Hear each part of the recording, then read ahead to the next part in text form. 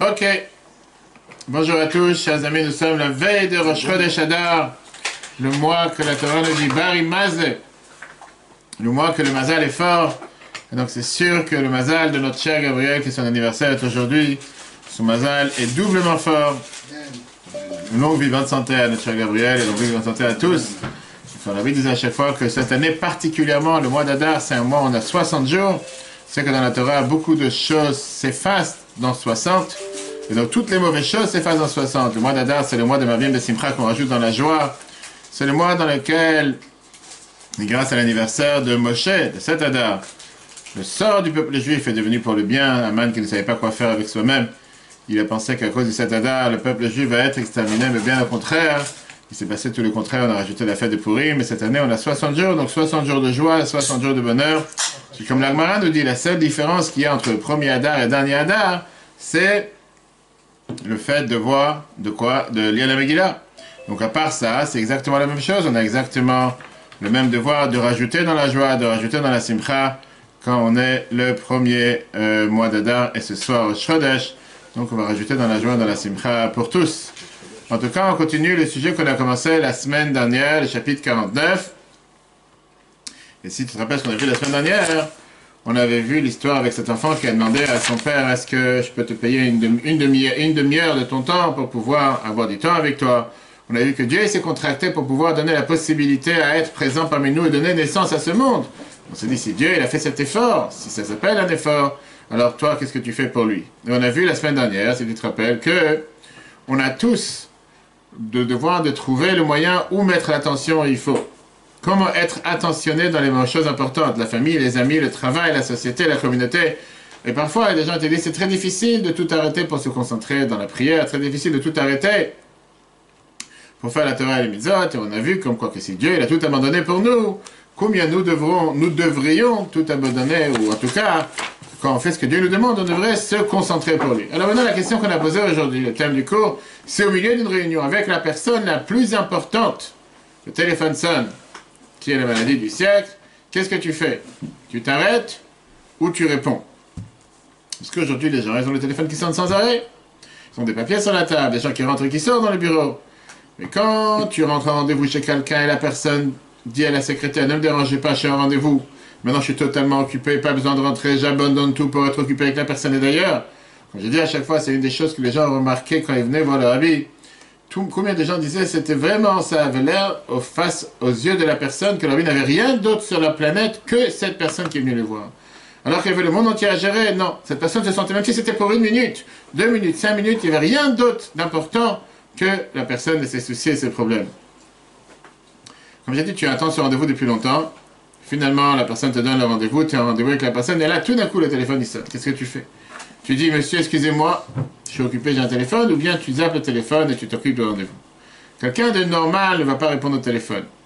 Pourquoi quelqu'un de normal ne va pas répondre au téléphone? Parce que quelqu'un de normal, il voudra faire refléter le fait que quand tu vois que la personne en face de toi fait tout pour toi, la moindre des choses, c'est que toi aussi, tu fasses tout pour lui. C'est ce qu'on appelle la base de la réflexion. Qu'est-ce que c'est la réflexion? Que quand tu vois que la personne en face de toi, elle est prête à tout abandonner pour te donner, faire attention à ce que tu demandes. La moindre des choses, c'est que toi aussi, tu fasses attention à la personne qui a décidé de tout abandonner pour être présent pour toi. On a appris dans le chapitre 48 et chapitre 49 qu'on peut revoir sur l'application eTorah, sur Google Apple, ainsi que sur les plateformes de podcast, Spotify, Google Apple, etc. Que Dieu a fait énormément de contractions pour créer ce monde. Il a décidé de mettre sa lumière infinie de côté. Il a fait énormément de contractions pour créer ce monde, pour donner la possibilité à ce que nous puissions s'élever. Et d'ailleurs, comme on dit toujours en contact avec la paracha de cette semaine, qu'on en parlera longuement ce soir, la paracha Trouma, faites-moi un temple afin que je réside parmi vous. Comme Rachid te dit, à l'intérieur de chacun d'entre vous. Très bien. Maintenant, c'est de nouveau par rapport à ce qu'on a vu dans le chapitre 46. On a vu que Dieu, c'est un très grand roi qui descend dans un monde très très bas. Là, on parle le fait que Dieu, il a agi comme ça envers toi. L'amour est réciproque. Quand quelqu'un dévoile de l'amour envers toi, tu peux que lui rendre de l'amour. Mais là, c'est pas seulement que Dieu est descendu de très haut vers très bas. Là, c'est, si on peut dire, Dieu, il s'est mis de côté totalement pour nous. C'est pas qu'il a fait quelque chose pour toi, il s'est mis de côté. Et il y a beaucoup de personnes dans un couple, par exemple, qui ne sont pas prêts à se mettre de côté pour leur épouse, ou pour leur mari. Ils sont prêts ensemble, mais pourquoi c'est le côté? Tu ne peux pas dire à ta femme, vas-y, sors avec tes copines, n'est-ce pas? Pourquoi pas? Moi, je vais garder les enfants. Il y a des gens qui disent, non, c'est pas juste, si tu sors, je sortirai avec toi. Je dirai pas de non, ça arrive. Voilà, c'est Dieu, il a décidé de se contracter et faire tout pour toi. Qu'est-ce que ça doit entraîner chez toi comme sentiment? Et la réponse, elle est qu'à plus forte raison qu'on devrait tout abandonner pour se contracter, pour se consacrer à lui. Comme l'Admor Azaken te dit, tu devrais avoir aucun dérangement, ni de l'intérieur, ni de l'extérieur. Maintenant, Dieu t'a pas demandé de prier H24. Commence pas à tourner la tête. Il t'a pas demandé 613 commandements. 10 commandements. Il t'a pas demandé maintenant de prier, d'apprendre toute la Torah toute la journée. C'est pas de ça qu'on parle. Regarde comment l'Admor Azaken te dit ça dans le dernier paragraphe de la semaine dernière, à Avakamai. Comme l'eau qui reflète sur le visage, reflète sur l'eau. L'eau fait refléter ton visage. De la même manière que Dieu. Si on peut dire. Il s'est mis de côté. Derech Machal, par exemple. Et Toro Agadol, sa lumière, sa grande lumière. Abil Titachlit, sans fin. Ou Gnazo, il a caché. Vestiro, il a encore une fois voilé. Mais Gimel Minait, Imtsumim Shonim, avec les trois différentes contractions qu'on a vues la semaine dernière. Avec le monde de l'émanation, formation, création, etc. Ve'akol, pourquoi il a fait tout ça? Pour l'amour de l'homme en bas, dans ce monde. Pourquoi faire? Pas parce qu'il s'ennuie. Parce qu'il veut qu'on élève ce monde vers Dieu. Comme la Gemara te dit, l'amour pousse la chair. Alors, comme avec la plus forte raison, des kiflaim, le enketz, avec de manière double et triple, sans limite. Raoul et Adam, c'est apte à l'humain, Gamken aussi, la niach, d'abandonner, mais la azov, kol hashalo, tout abandonner ce que tu as, min nefesh ve'ad basar, matériellement, spirituellement, ou la fkira kol, tout abandonner, pourquoi? Bijvi le daf kaboïber, pour t'attacher en Dieu. Et il te dit ici, avec trois mots, bitveika, chashika, vachafitza, avec kol, traduction exacte, avec amour, avec enthousiasme, avec plaisir intérieur. Bref, en osmose totale avec Dieu. Velo yeshum monea, qui a rien qui t'empêche. Mi bail de l'intérieur, mi bachut de l'extérieur. Le gouffre, pas de corps. Le nefesh, pas d'âme. Le mammon, pas d'argent. Velo isha, pas de femme ou banim des enfants. En deux mots, tu es en train de prier, pense à Dieu. Pense pas à autre chose. Consacre-toi à la prière, ça c'est ce qui serait important de faire. Cette histoire, ce morceau de Tania qu'on vient de lire, a changé la vie au moins d'une personne.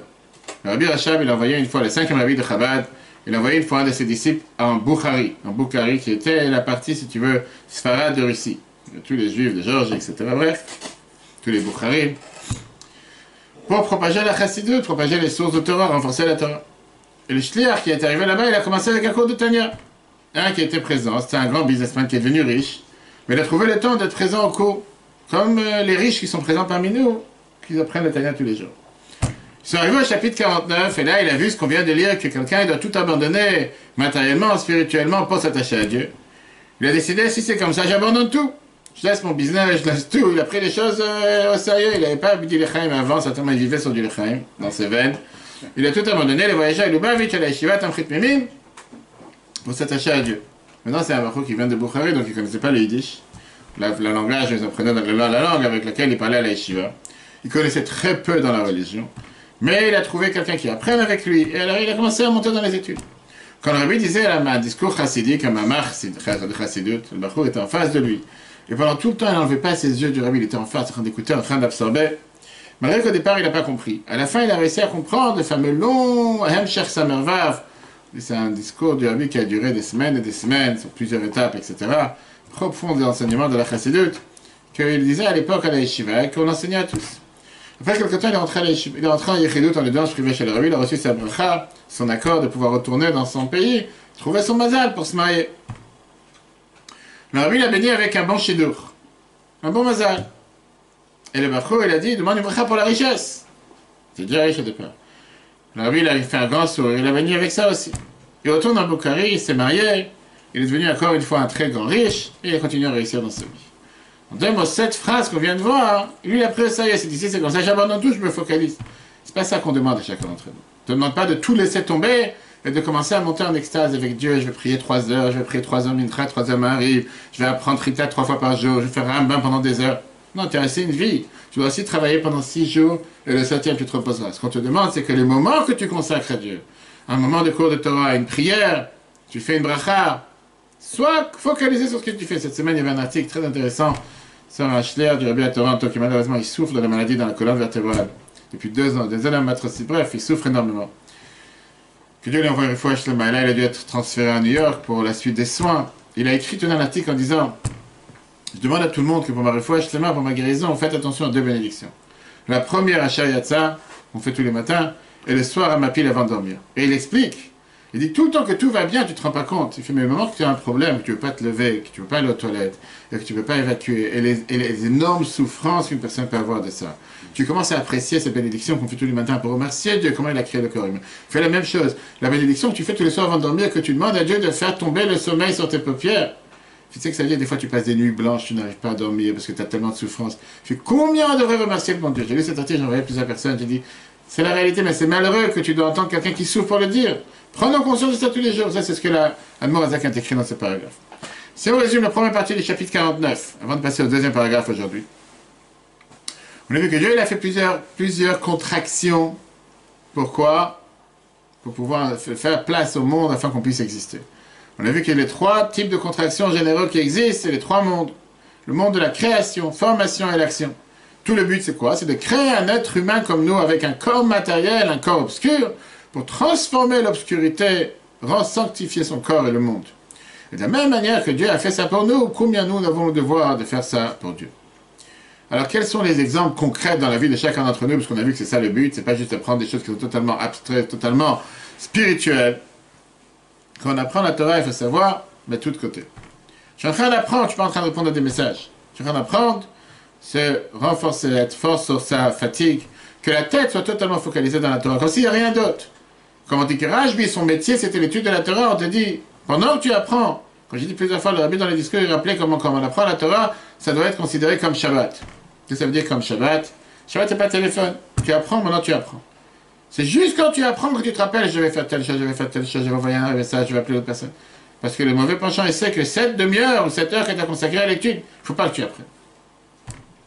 La tefila, la même chose. Le service de Dieu, qu'on dit tous les jours dans les schémas, servir Dieu, se focaliser dans l'attention de la prière, faire autre chose, mettre le téléphone de côté.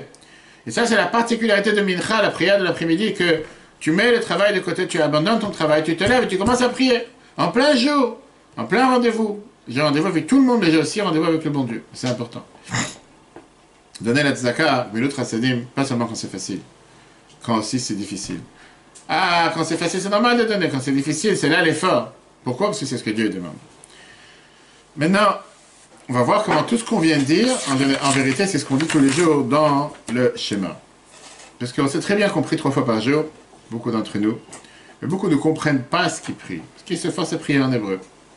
Et parfois, ils ont l'habitude de dire les mots sans comprendre. Prenons par exemple ce qu'on appelle les brachot de Kriyat Shema, les brachot de Shema. On les dit 2 fois par jour. Il y a les brachot de Shema avant Shacharit, le matin et le soir. Au total, si tu fais le bon calcul, parce qu'on est tous des comptables, 700 fois par an.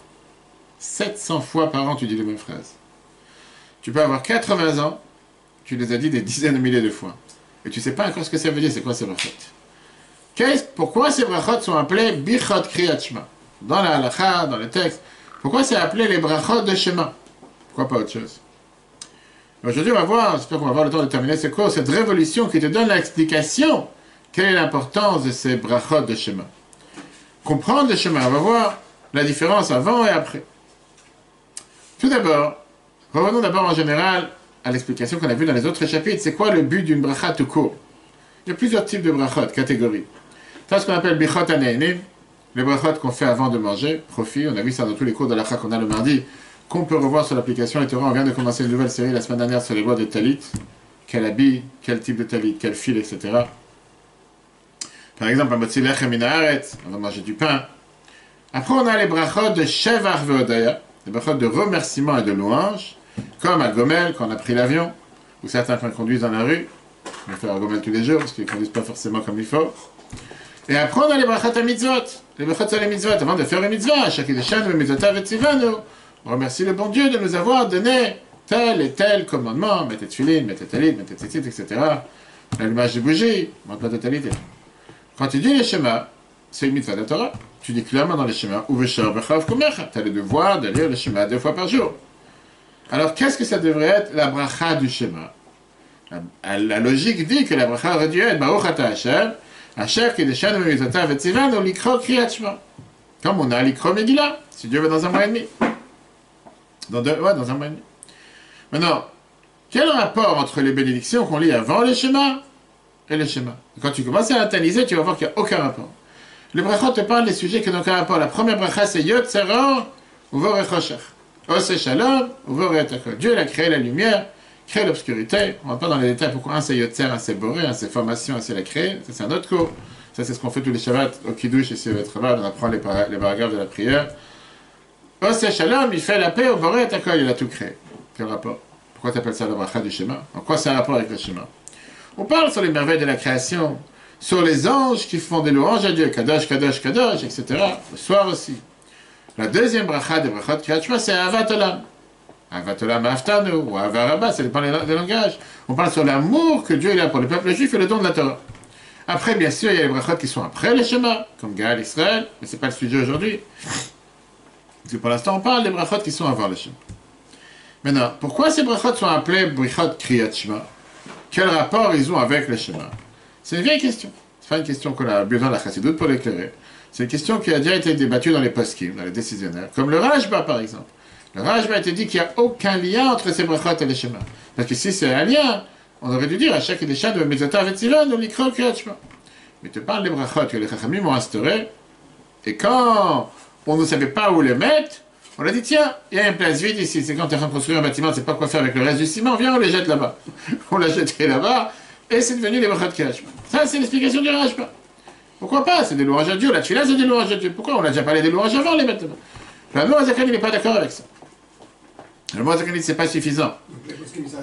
Oui, ça c'est il y a plusieurs autres poskim. Si tu veux, après, je te donnerai les autres mekorot, les autres sources qu'on a sur, comment on appelle ça, sur ces brachot. Pour l'instant, ça c'est un des, le Rajba, par exemple. Mais la question qui dérange, comme j'ai dit, c'est que ça c'est le Shut Rajba. Ce que je viens de te dire, chapitre, volume 1, page 47. Le Moazakan, il dit, c'est pas suffisant. Parce que si c'est comme ça, pourquoi ils sont appelés Birchot Kriyat Shema? Dis-moi, des brachot de louange à Dieu, Shavar Vodayon, on a vu tout à l'heure. Pourquoi tu les dis juste avant Shema? Dis autre chose. Bien, la Noazakem ici, dans ce chapitre 49, il te dit, il y a un contact et un rapport direct entre ces brachot et les Shema. Et plus que ça, ces brachot, c'est la meilleure préparation de l'humain pour faire Shema. Pour comprendre quel est le but de ces brachot, il faut d'abord comprendre quel est le Shema. Parlons des Shema. La première phrase que tu dis dans le Shema, c'est quoi?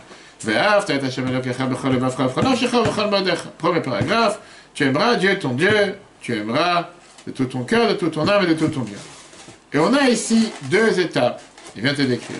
Tu as d'abord le devoir d'aimer Dieu. Mais ce n'est pas suffisant. Aimer Dieu tout court, c'est bien. Aimer Dieu, avec tous tes biens, avec tes deux penchants, avec tout ton argent, avec toute ta vie, avec tout ton être. Tu veux dire, tu dois tout abandonner pour aimer Dieu. Et d'ailleurs, comme le Chachamim te dit, c'est quoi Bechol Levavcha? Bishne Yitzarecha. Bechol Levavcha veut dire avec tous tes deux penchants. Parce que sinon, on aurait dû dire Bechol Libecha, pas Levavcha. En général, tu as un cœur, tu n'as pas de cœur. C'est-à-dire que tu dois tout abandonner, même ta femme et tes enfants, pour aimer Dieu. Bechol Lavshecha, tu dois être prêt à donner ta vie pour Dieu. Bechol Modecha, donner tous tes biens pour Dieu. En deux mots. La Torah, elle te dit clairement, tu dois tout abandonner ce qui est le plus cher, la famille, l'argent et la vie, pour l'amour de Dieu. Dans la théorie, ça a l'air très très simple, mais dans la réalité, c'est presque impossible. Dieu ne nous a pas fait des anges spirituels, il nous a fait des personnes matérielles qui sont attachées à ce monde matériel, et on est attaché à la famille, à l'argent et à la vie. Depuis le départ, ce lien, c'est un lien qui est quelque chose qui est important pour nous. Tu détaches de ta femme, détaches de ta femme pour servir Dieu. Comment alors on peut arriver à ce qu'on dit tous les jours, on demande à Dieu, tu aimeras Dieu ton Dieu. Concrètement, tu es en train de dire 3 fois par jour, des fois plus. Tu dis que c'est pas possible. Qu'est-ce que ça veut dire de tout abandonner? Même abandonner ce qui est le plus cher pour toi, pour l'amour de Dieu. D'ailleurs, c'est une question qu'on a déjà vue dans les chapitres précédents. On a vu ça dans les chapitres 46, 47 et même avant. Qu'est-ce que ça veut dire d'ordonner quelqu'un d'aimer? Je peux te forcer à aimer. Est-ce que je peux t'obliger à aimer? Tu n'es pas obligé d'aimer. Ve'afta, c'est pas, ça serait bien de. Ve'afta, tu aimeras. Tu as un devoir, tu aimeras Dieu. Comment tu peux dire une chose pareille? Et la réponse qu'on a dit, c'est que le devoir, c'est de méditer, d'avoir toute cette concentration pour, grâce à la méditation, arriver à pouvoir aimer. Donc, le fait de méditer sur la grandeur de Dieu, ce que Dieu l'a fait pour nous, et ce qu'il fait pour nous à chaque instant, et l'amour de Dieu envers nous, comme on a vu dans les chapitres 46-47, c'est même ça qui fait que tu développes un amour basé sur la conscience. Maintenant, la question qu'on a ici, comment je peux être capable d'aimer Dieu à tel point de tout abandonner, et ma vie, et l'argent, et ma femme, et mes enfants? C'est quelque chose qui est presque impossible, et c'est ce qu'on dit tous les jours. Alors la question qui nous fait réfléchir, c'est qu'est-ce qui peut faire, qu'est-ce qui peut m'entraîner à mettre tout de côté pour parler avec quelqu'un particulier? Il y a une des deux options. Première option, c'est que tu parles de quelqu'un qui est énormément important. Ou tu sais qu'avec lui, tu vas déclencher un contrat le plus important sur Terre. Tu vas devenir milliardaire. Beaucoup plus important que toutes tes occupations. Et donc tu sais que tu es prêt à tout mettre de côté maintenant pour pouvoir parler avec cette personne. Deuxième, que cette personne, lui-même, il met de côté toutes ses affaires, toute sa vie, tout son temps pour toi. Automatiquement, c'est tout à fait naturel que ce qu'on appelle ce qui reflète, toi aussi tu vas agir de la sorte, les mettre tout de côté pour lui. La même chose. Et comme d'habitude, on voit le lien avec un couple, un homme et une femme. Quand un des partenaires, il est prêt à tout mettre de côté pour écouter son mari ou sa femme, il attend avec justice que l'autre fasse aussi la même chose, pas qu'il reste sur son portable et il continue avec la tête d'Asie, continue à envoyer. Il n'écoute même pas ce qu'il est en train de raconter, il n'est même pas attentionné. Si par contre tu montres que soi-disant tu écoutes mais tu n'écoutes pas, à ce moment-là ça fait beaucoup de mal parce qu'il n'y a pas de réciprocité. Merci. Quand tu réfléchis avec ta tête et tu ressens dans ton cœur combien Dieu il a tout abandonné pour se rapprocher de toi, c'est ce qu'on a vu dans les derniers chapitres. Et c'est ça le but, comment on est descendu de niveau en niveau avec toutes les contractions, etc. Naturellement parlant, tu devrais avoir ce minimum de respect, de réflexion, de se dire d'agir la même chose envers Dieu. Il a donné la vie ce matin. Tu es debout sur deux pieds, tu dis Shabbat Shabbat Shabbat, ici il y a quelqu'un qui est venu. Et comment ça va? Il fait, ça peut aller mieux. Je fais, tu rigoles ou pas? Je fais, tu es debout, tu es sur deux pieds, tu t'es réveillé ce matin. Qu'est-ce que ça peut aller mieux? Tu es sur debout, tu respires. Dis merci Dieu, tu as des gens, comme je te dis, j'ai lu cet article, des gens qui ne sont pas capables de bouger, qui ne sont pas capables de respirer. Tu es sur deux pieds, qu'est-ce que tu commences la journée en disant, ouais, c'est pas terrible. Et donc, il y a deux étapes dans cette méditation. Première étape, c'est réfléchir comment Dieu il est grand.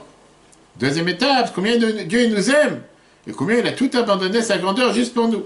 Et ça, c'est exactement ce qu'on fait avec les deux brachot de Shema. Ces deux étapes, les deux brachot de Shema, ils sont écrits dans la Torah elle-même, comme l'Admor Azakel nous dit dans le Shar à Yichud Ve'emunah, qu'on verra si Dieu veut après plusieurs chapitres. Moshe, il dit au peuple juif dans la paracha de Ekev, En l'Hashem Elokecha Shamayim Ushma Shamayim, que Dieu, il a tellement créé le ciel, les cieux et les cieux, et la grandeur de Dieu. Et après il te dit, rappelons-nous l'amour que Dieu a envers vous, Beshivim Nefesh Ardu Avatecha Mitzrayim. 70 ans vous êtes descendus en Égypte, et Dieu vous a maintenant rendus nombreux comme les étoiles de la terre. Et qu'est-ce qui se passe juste après? Moshe te dit, Ve'ahavta et Hashem Elokecha. C'est la paracha de Ekev dans laquelle est ce paragraphe, dans lequel il dit qu'il faut aimer Dieu. Et donc ça même, c'est les deux brachot de Shema qu'on fait tous les jours. La conséquence directe, c'est cause à effet, ce qu'on dit en général. C'est de quoi? D'aimer Dieu. Pour ça, tu dois passer par la brachot Kriyat Shema. Alors on va commencer l'Admor Azakel, comment justement en rappelant les shalas du Rashba, la question qu'on a vue du Rashba. Quel lien il y a entre Bekot Kriyat Shema et Kriyat Shema? Et il te dit que le but de Shema n'est pas simplement pour aimer Dieu, mais un tel amour, de pouvoir tout abandonner. Bechol Levavcha, qui est ta femme et tes enfants, qui ne doivent pas te déranger pour ton service de Dieu. On n'a pas dit d'être égoïste, de ne pas jouer le lot. Alors, je mets tout de côté, il n'y a pas de femme, pas d'enfant, je suis là à prier 3 fois par jour, je suis à l'office, je m'occupe pas de ma femme, c'est pas de ça qu'on parle, pas être bête. Je te demande que quand tu pries, pense à ce que tu es en train de dire, tu parles à Dieu. Bechol Nafshecha, ça veut dire de donner sa vie pour Dieu. Bechol Modecha, de donner son argent. Comment un être humain peut arriver à un tel amour, qu'il abandonne tout ce qui est le plus important sur terre? Pour ça, on a les brachot de Kriyat Shema. Regarde dans le texte. Maintenant, on va comprendre tout. T'as un vadat. Pour ça, on va comprendre avec la plus grande raison et logique. Takanat, Chachamim. Pourquoi les Chachamim ils ont instauré? Shetiknu brachot Kriyat Shema shtaim lefanea, shtaim lachera. Pour ça, on a fait les brachot de Shema, 2 avant et après, dans Shacharit, Avit, etc. De l'Ichora, a priori, en lahem shaychut klal im Kriyat Shema. Ils n'ont aucun rapport avec le Shema. Comment chez Kadvu à Rashba, comme il a écrit le Rashba au Shah Paskim et les autres décisionnaires. Et c'est ce qui est, on va dire, monnaie courante, c'est ce que tout le monde accepte, qu'ils n'ont pas vraiment un rapport avec le Shema. Viens l'Admor Azakel te dit non, Pas seulement qu'ils ont un rapport, ils ont un énorme rapport. Et la Mishum, chez Karina, c'est quoi l'essentiel du schéma? Le Kayem Rafra, c'est de faire en sorte de s'approcher de Dieu avec tout ton cœur, toute ton âme, et avec tout ton âme, tous tes moyens. On me va rire, Chazal, on sait, qu'est-ce que les Chachamim nous ont dit? Qu'est-ce que ça veut dire Bechol Levafra dans l'Agmara Brachot? Shnei Tzarech avec tes deux penchants. Dahaï, ça veut dire la monnaie de se tenir contre. Quand monnaie à tout celui qui t'empêche, mais avec Hachem du service de Dieu. Parce que même le mauvais penchant va sentir cet amour envers Dieu. Ou le vin, frère, c'est qui tes deux penchants? C'est qui ton cœur? Aime Aïcha Veiladea, ta femme et tes enfants. Chez le vavo, chez la dame, parce que le cœur d'une personne, Shurabim Betivo, il est attaché dans sa femme et ses enfants, naturellement parlant. Moi, chez Ambour, à Boté, nous le Vachakom, ils ont dit nos sages, al Pasuk sur le verset, ou Amavayei, quand on dit dans la Torah que Dieu, il a dit, et ça s'est passé, Zoïcha, ça c'est ta femme. Ou Tsiva Vayama, Dieu l'a ordonné, ils se sont mis debout, et l'Ubanim, c'est les enfants. Venavshecha, ton âme, Modecha, était bien, comme Hashmo, comme le sens simple. Chayom Zon, et la vie et la panassa. Le Hafkir Akol, de tout abandonner, Bijui la Avat Hashem pour l'amour de Dieu. Alors, la Mozaka te demande, Ve'ech Yavo Adam Achomri, le Midazor. Comment un homme grossier matériel peut arriver à un tel amour de Dieu que rien ne le dérange? Après, il va continuer juste après, le deuxième paragraphe. C'est pour ça qu'on a les brachot de schéma. Quand tu passes par les brachot de schéma, tu vas arriver à cet amour. Est-ce qu'il faut abandonner ou dédier? Abandonner, c'est ça la phrase que tu as dit. Tu dois tout abandonner pour l'amour de Dieu. Dédier, l'amour de Dieu. Pas seulement dédier, ça veut dire que quand tu es en train de parler à Dieu, il n'y a rien d'autre sur terre à part Dieu. Oui, c'est une chose. Mais c'est ce qu'il est en train de dire. Voilà la prochaine histoire. Une fois, l'Admo Azaken a voulu donner une bénédiction à son élève Rabbi Yekouti à Lepler, qui devient riche. Qui aurait refusé une telle bénédiction? Rabbi Yekouti, il a dit qu'il n'est pas intéressé, parce que s'il va devenir riche, il ne pourra pas se consacrer au service de Dieu. L'Admo Azaken, il a dit, si c'est comme ça, je vais te bénir avec une longue vie. Il a dit, il me pareil, personne ne peut refuser. Et à ça même, il a aussi répondu qu'il veut une condition à la bénédiction. À condition que ce ne soit pas une vie de pouillère, une vie d'un paysan. Rien contre les paysans, ceux qui nous entendent, il a dit qu'il voulait avoir une vie avec un sens. Pas une vie qui va fumer la pipe dans une maison de repos jusqu'à 105 ans ou 110 ans, et que matin jusqu'au soir, regarde les avions passer. Ça n'intéresse pas à avoir une longue vie. La Torah nous dit, Avram, Zaken, Baba Yamim. Avram était âgé, Baba Yamim, Brach était dit que les jours étaient remplis. Pas une vie de quelqu'un qui s'ennuie, qui fait rien toute la journée. La Bible écrit ça, cette histoire, dans la Yom Yom du Sikh Hashvan. Donc on a dit tout à l'heure, comment se préparer un schéma? Comment réussir à monter, grimper les échelles pour arriver à cet amour? On a besoin des brachot de schéma. Dans cette échelle, on a deux marches. Première marche, tu connais la grandeur de Dieu. La deuxième marche, tu te rends compte comment Dieu l'a tout abandonné pour nous. Ça, ce sont les brachot de schéma. Alors, analysons la première marche. Qu'est-ce que ça veut dire Yotzera? Dieu a créé la lumière. Au Borech Hosher. Quel est le centre, quel est le point central de cette bénédiction de Yotzer jusqu'à avant Avat Olam? On parle de comment Dieu est grand, de comment il est séparé de nous. C'est ce qu'on parle. Première phrase, il a éclairé sur terre la grandeur de Dieu, comment elle se reflète dans notre monde, comment il éclaire le monde. Combien sont merveilleux, combien sont nombreux tes actions, Dieu, tu as fait tout avec intelligence. Et après le deuxième paragraphe, on parle sur la grandeur de Dieu dans les mondes d'en haut, qu'il n'est pas seulement grand par rapport à nous, mais même dans les mondes d'en haut, comme on a vu dans le chapitre 48, sans lève qu'il est uni et qui survole tous les mondes. C'est pour ça que les anges aussi disent Kadash, Kadash et sanctifie Dieu.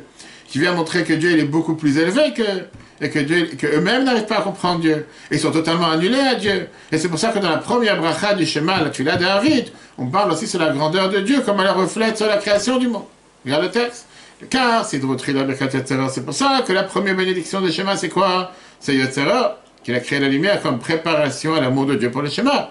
Visham, et là-bas, Nema, c'est écrit. Venishna Barichut, et ça a été redoublé longuement. Il y a des Seder Malachim, l'ordre des anges, qui sont dans les plus hauts niveaux du monde. Le diacre de la Toja Kadosh Baruch pour te faire savoir la grandeur de Dieu. Ershekulam, Telim, le Roïd Barachim, ils sont tous totalement annulés à sa lumière. Umashmim, Beira, il faut entendre avec crainte, Umakdishim, et sanctifier le nom de Dieu. Vambrim, Beira, et ils disent avec crainte, Kadosh, Kadosh, Kadosh, etc., etc., etc. Klomar, ça veut dire. Chez vous, Mouvdan même, que Dieu, il est séparé d'eux. Et il n'est pas habillé à l'intérieur d'eux de manière dévoilée. Et là, il se dévoile, toute la terre est remplie de sa gloire. Qui Knesset Israël, on parle ici du peuple juif, qui est la source des âmes, le mal en haut. Israël, le matin, le peuple juif en bas, comme on a mentionné tout à l'heure. Vechen, on continue dans la bénédiction, Aofanim, tout ça c'est des différents niveaux d'anges. Vecharet HaKodesh, Beraj Gadol avec le plus grand bruit, un bruit qui est l'habitude de dire, Baruch Vod Hashem comment que Dieu il est béni de l'endroit où il se trouve. Le fit, pourquoi il dit de l'endroit où il se trouve? Que ça de Mimkomo. Parce qu'ils n'arrivent pas à comprendre et ils ne savent pas, mais comment l'endroit de Dieu. Donc moi je suis un brim, comme on a l'habitude de dire, Kihu le Vadom Aram Vekadosh, Dieu il est tout seul, le plus élevé, le plus saint. Donc ça c'est la première bénédiction. Par contre, une fois sur un couple qui a voulu divorcer. Le rabbin essaie de comprendre qu'est-ce qui se passe. D'où ont commencé les histoires. Et le mari il dit que tout a commencé quand je suis rentré dans le Cheder Yichud juste après la Choupa. Chez les Ashkenaz, pas chez les Sfaradim, on a l'habitude qu'après la Choupa, on rentre dans une chambre, le nouveau couple ensemble, pour manger quelque chose, boire ensemble. Et les témoins du mariage, ils voient qu'ils sont enfermés dans la chambre pendant quelques instants. Là, on est fixé qu'on s'est déjà marié. Ok. Il dit, on est rentré dans la chambre après le mariage. Et la première des choses, c'est son portable qui sonne. Demande-lui de la son portable sous la Choupa, je ne sais pas. Va savoir, sa soeur lui a donné, peu importe. Et elle répond à son portable, elle parle avec sa copine. J'étais tellement blessé, je me suis dit, avec une telle femme, j'ai pas envie de vivre. On vient de sortir de la Choupa, la première des choses à faire, c'est parler avec ta copine. Ça rien d'autre à faire. Alors la femme, elle a expliqué, tu sais quoi, c'était une copine très proche, qui m'a appelé de l'hôpital, qui venait de se faire opérer. Mais le mari n'était pas prêt à pardonner. Il fait, il y a des moments que j'attends que tu abandonnes tout, que tu te consacres, ou tu te concentres seulement à moi. Au moins, quand on vient de sortir de la Choupa, la moindre des choses, c'est pas comme ça qu'on commence notre vie, avec des larmes aux yeux, le pauvre. Vraiment pitié pour lui. Mais même si c'était pas une histoire qui a pu exister, comme j'ai dit, parce qu'il n'y a personne qui est avec son portable, ça peut arriver aujourd'hui, des gens qui sont avec leur portable sous le mariage. Néanmoins, c'est un bon exemple. Le Khatan, c'est Dieu. La Kala, la fiancée, c'est le peuple juif. Qu'est-ce que les Sfaradim, surtout, on a l'habitude de dire dans la Tfilah, chez Chabad et dans d'autres communautés, on l'a dit une fois avant Baruch Shema, le Shem, Yichud, Kutshab, Yichud, etc. Dans la Tfilah, tu rentres en Yichud, tu rentres en union avec Dieu. Ça, c'est Yichud. Tu es en union avec Dieu. Et paf, dès que tu rentres en union avec Dieu, tu as le téléphone qui sonne. Un secrétaire, l'ami, le voisin, je sais pas, la police qui te dit, t'as oublié ta voiture sur la route, va savoir des histoires, dormir debout. Il vient le Khatan qui est Dieu, il te dit, je comprends pas.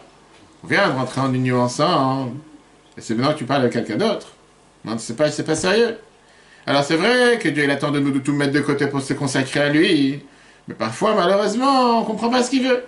Je te dis, laisse pas tranquille, le téléphone c'est important, envoie encore un WhatsApp, encore un Facebook, quelque chose. Tu sais, de toute façon, le Khazan il prend son temps, tu sais, de toute façon j'ai fini plus que lui, etc. Ça c'était le premier niveau. Passons au deuxième niveau. Deuxième bénédiction. Une fois qu'on est passé au premier niveau, la grandeur de Dieu tout court, on a appris la bracha de Yotzerah. Maintenant, on va monter au deuxième niveau, voir l'amour que Dieu il a envers nous. Avat olam ahavtanu. Dieu nous a aimés avec un amour éternel.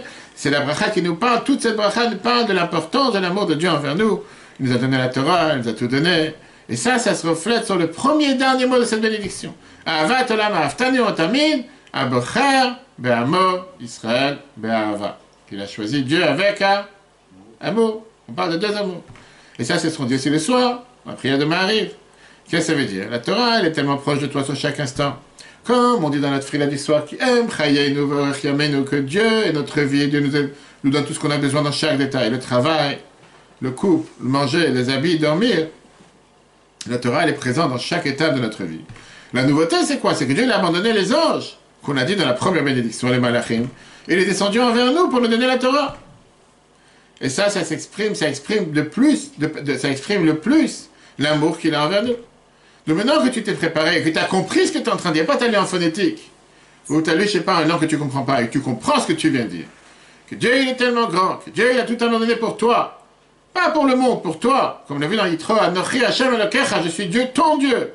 Et comme Rachid explique pourquoi ça a été donné au singulier, pour que chacun se dise, c'est à moi que Dieu l'a parlé, que tu dises pas, non, il a parlé à quelqu'un d'autre. À ce moment-là, tu commences à comprendre combien Dieu a tout abandonné pour toi, tu deviens prêt pour dire le schéma. Tu as compris le bracha du schéma. Et là, tu peux maintenant arriver à la suite qui est j'abandonne tout. Je vais aimer Dieu ton Dieu. Et comment je l'aimais? Avec tous mes biens, avec tout mon argent, avec toute ma vie. Le mot Zaken est expliqué dans le prochain paragraphe, les mots de cette deuxième bénédiction, qui parle de l'amour de Dieu envers nous, pour laquelle il a abandonné les mondes d'en haut et il est descendu vers nous.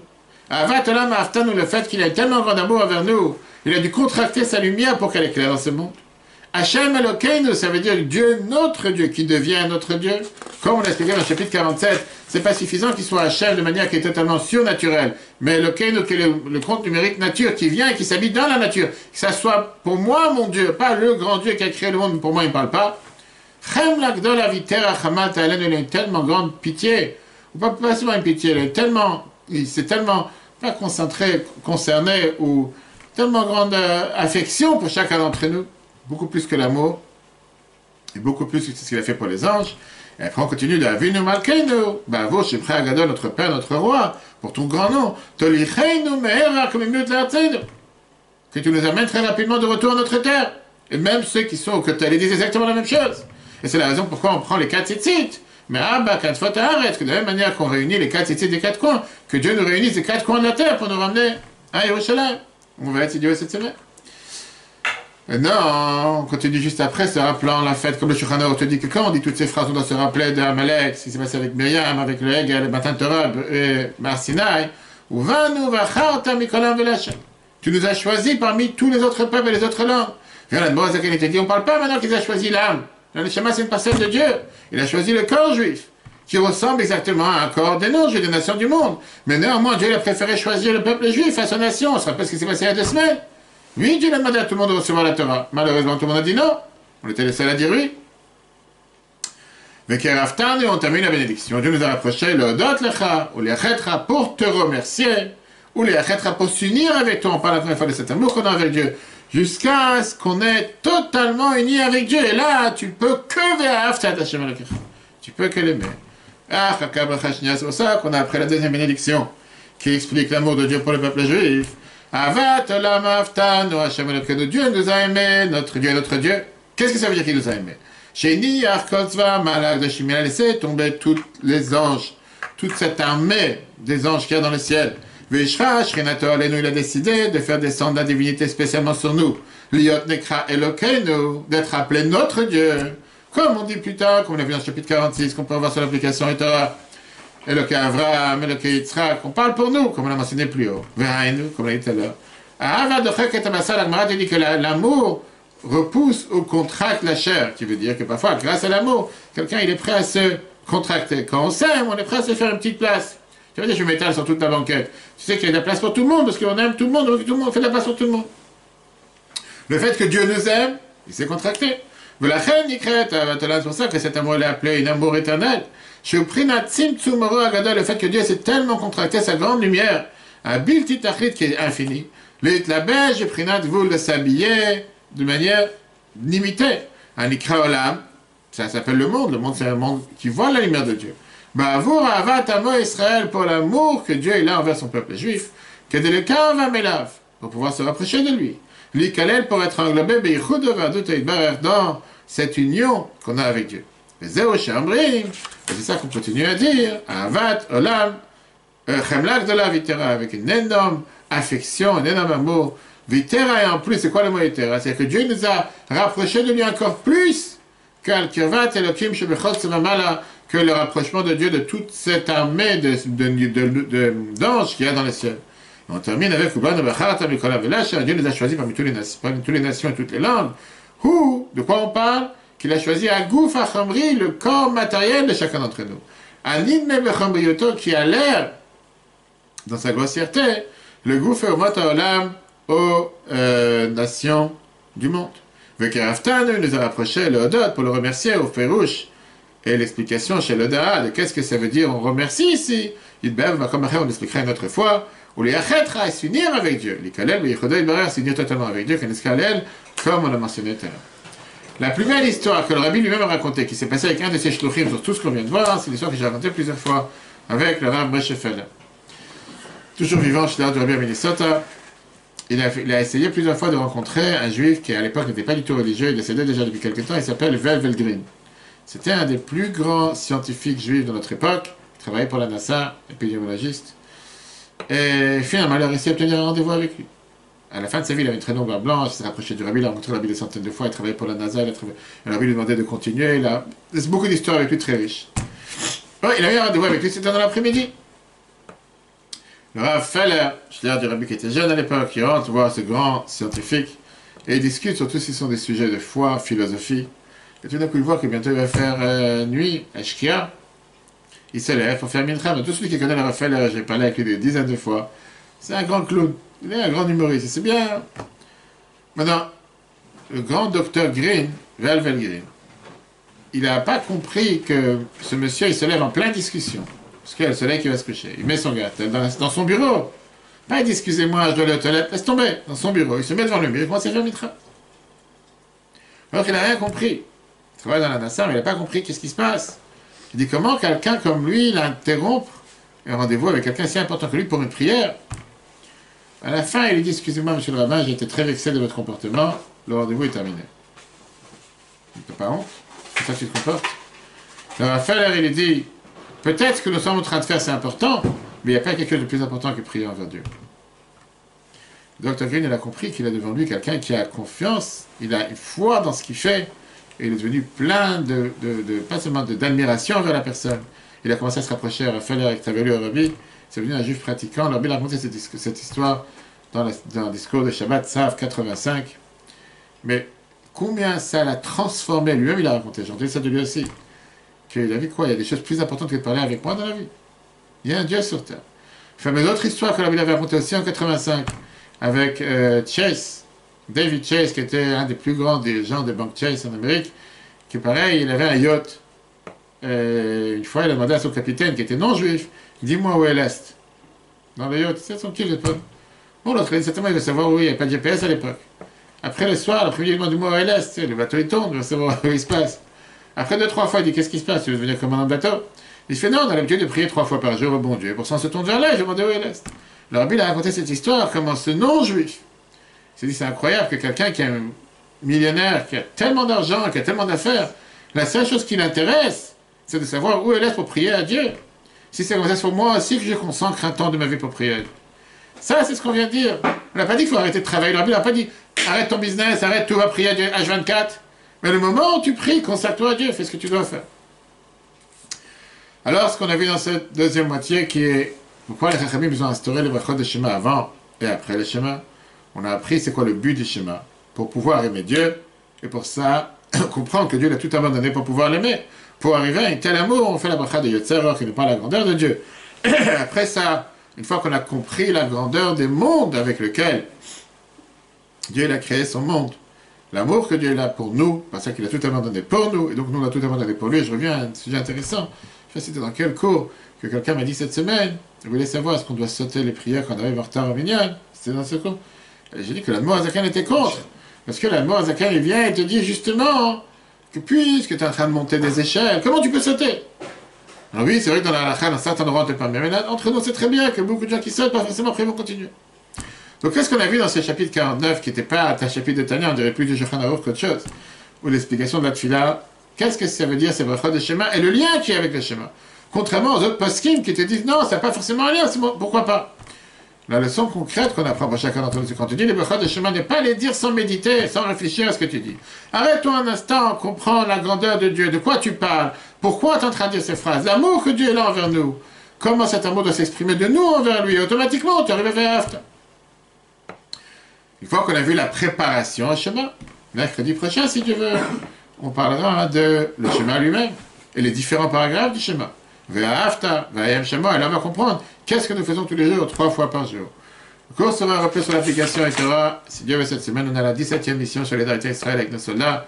Il y aura un cours, si Dieu veut, à Netanya samedi soir, un cours à Ramadan lundi soir, dimanche avec nos soldats à Yerushalayim et à Hebron, comme depuis 17 missions. Bechabat Seneman, unique au monde. On va mettre 120 tfilines et bougeoirs et chitat à 120 soldats pour les 120 ans du Rabbi. Avec repas de mariage. Dans ce champ, nos soldats étaient tous invités à participer avec nous. Surtout celui qui a son anniversaire aujourd'hui, le Chaim, chaque Rabbi Gabriel qui est présent. L'ange Gabriel qui est présent chaque mercredi. Que tu aies longue vie, bonne santé. Et ce soir, on commence, on dit pas Mercredi Chanoun dans Mincha. Chodesh Adar, puisqu'on a 2 mois d'Adar, 60 jours de bonheur, 60 jours de joie, 60 jours de santé. Barimaz, que ce soit la même chose, que toutes les mauvaises choses s'effacent, que le gouvernement français est devenu religieux, il a compris que Rosh Chodesh Adar c'est le 2 février, et donc c'est pour ça qu'ils ont choisi la date de Rosh Chodesh Adar pour demander de ne plus mettre les masques dans la rue et qu'on puisse recommencer à manger debout dans les restaurants. Que Dieu fasse qu'on puisse toujours partager que des bonnes nouvelles partout pour tous. Le cours en replay sur Ritora et sur tous les podcasts Google, Apple et Spotify. Chodesh Tov, Shavua Tov et que des bonnes nouvelles.